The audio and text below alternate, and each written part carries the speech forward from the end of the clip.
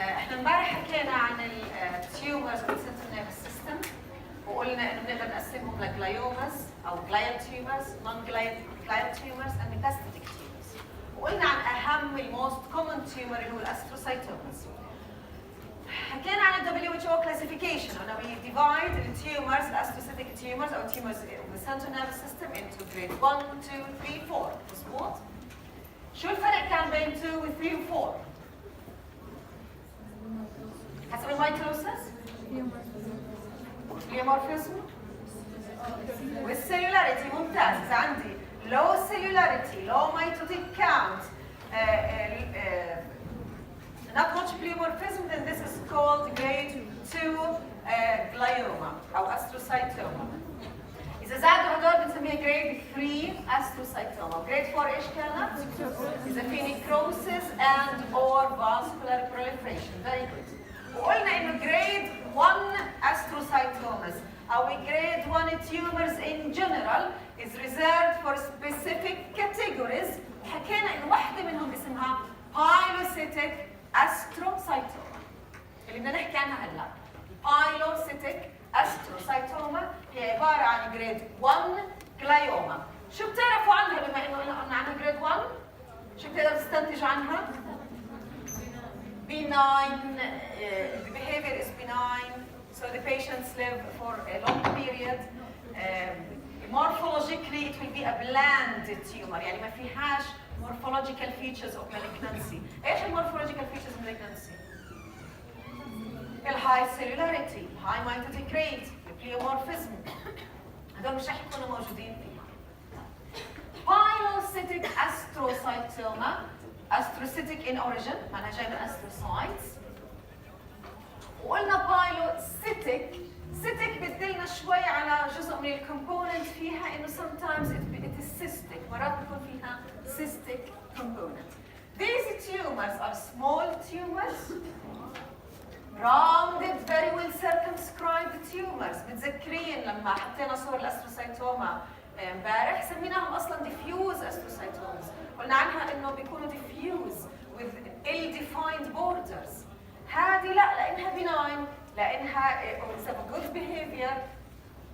They are well circumscribed tumors. Usually small, well circumscribed tumors. وين موقعها موجودة؟ في السيربيلم. في السيربيلم. And this is the most common site of pilocytic astrocytomas. They are mainly cerebellar lesions. الاسtrocytomas, the pilocytic astro, they are more common in children. متذكرين امبارح قلنا the majority of childhood tumors are infratentorial. And this applies here. This is a childhood tumor which is infratentorial and mainly in the posterior fossa. تتبع القانون اللي حكيناه امبارح. إذا pilocytic astrocytomas are benign astrocytomas. They are well-defined tumors, rounded, usually small. The most common site is the cerebellum, but they can and they occur in childhood. The most common age is during childhood. اتفقنا انه من اسمها قلنا السيتك انه مرات بتكون cystic، فيها component cystic. هذا الاكزامبل، هذا السيربيلم وهون في cyst. This is a pilocytic astrocytoma معظمها cystic. إذا ممكن تكون cystic، ممكن تكون hard mass، وممكن تكون فيها components of both. Partly cystic, partly solid. وهذا الأكثر. إنه لما تفتح التيومر بتلاقي جزء منه solid وجزء منه cystic. لو شفناها تحت الميكروسكوب، إيش بنشوف بالبايلوسيتيك أستروسايتوما؟ شو شايفين؟ cysts. في microcysts, small cystic spaces, microcysts. This is a very important feature للبايلوسيتيك أسترو. السيلز كيف تقدر توصفوهم؟ فيها cellularity عالية؟ لا، it's of low cellularity. السيلز بعاد عن بعض. في بيناتهم مسافات، so it is of low cellularity. السيلز فيهم pleomorphism؟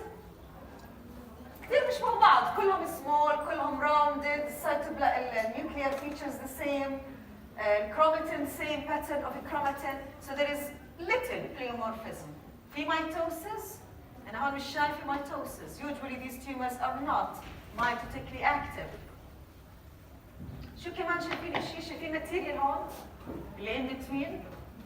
هاي الماتيريال بايش رح تاخذ ستين؟ الجي فاب اللي قلنا عنه المره الماضيه، glial fibrillary acidic protein، لانه الجي فاب is positive in all glial tumors. شو مكان الجريد تبعها؟ شو مكان التايب؟ So it is positive بالاوليجو، positive بالابنديمال، positive بالاسترو، positive بجريد 1 و 2 و 3 و 4.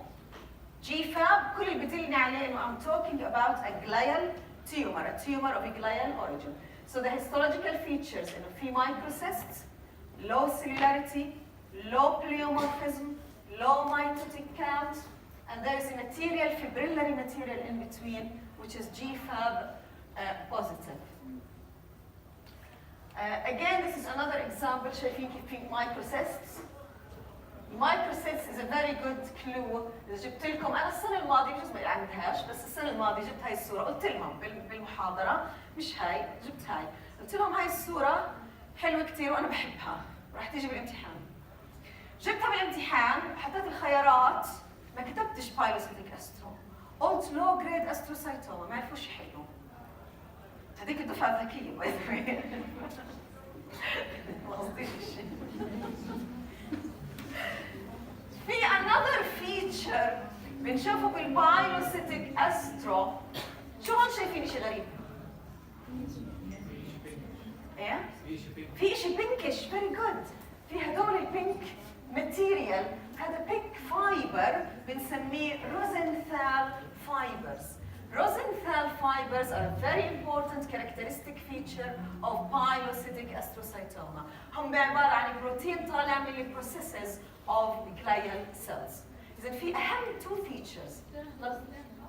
لا this is H&E. This is an H&E stain بتشوفيها عادي بال H&E. ممكن تكون positive ب BAS stain. إذا عملتي BAS stain برضه بتشوفيها positive with BAS.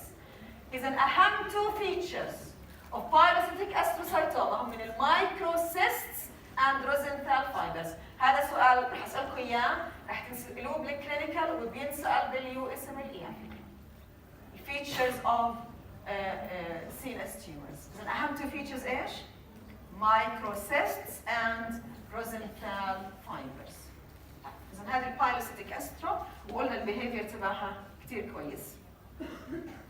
العمر بتيجي بالصغار ريسكتبل، فبينشالوا وبيعيش المريض، بس احيانا ممكن يصير ريكرنس، والريكرنس sometimes بتيجي بس recurrence of the cystic area بدون السوليد area. يعني هم التيومر فيرست برزنتيشن بيكونوا partly solid partly cystic، بس مع الريكرنس مرات بس السيست هي اللي بتبين. من ناحيه الميوتيشنز، ايش قلنا اهم ميوتيشن بالاستروسايتوما؟ ايزوسيتريت ديهيدروجينيز، الاي دي اتش ميوتيشن. هذول ما فيهمش الاي دي اتش ميوتيشن. الاسترو فيها اي دي اتش ميوتيشن. البايلوسيتيك استرو ما فيهاش اي دي اتش ميوتيشن، ما فيهم مش ريرلي يكون فيهم بي 53 ميوتيشن. الميوتيشن اللي فيهم بي راف ميوتيشن. بي راف ميوتيشن، فبالتالي we can treat targeted therapy against the B RAF. متذكرين كيف البي راف malignancy؟ It's one of the second messengers تاعون الراس. The most commonly mutated oncogene بالهيومنز هو الراس.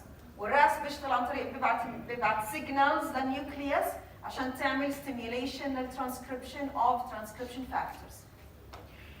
الوحدة من الإيلوباثويز اللي منهم الامتور واللي منهم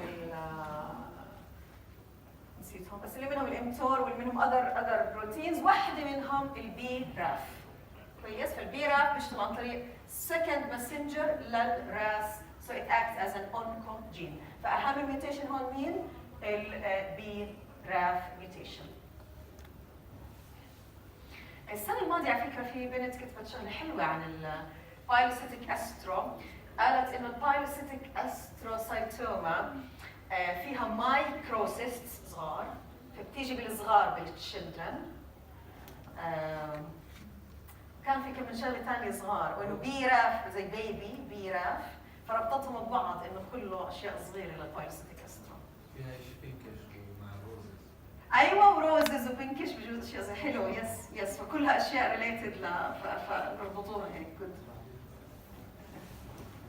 طيب اذا هيك احنا خلصنا كل الاستروسايتوماز، جريد 1 اللي هي البايلوسيتيك استرو، وامبارح حكينا عن جريد 2 و3 وعن 4 اللي هي الجلايوبلاستوما.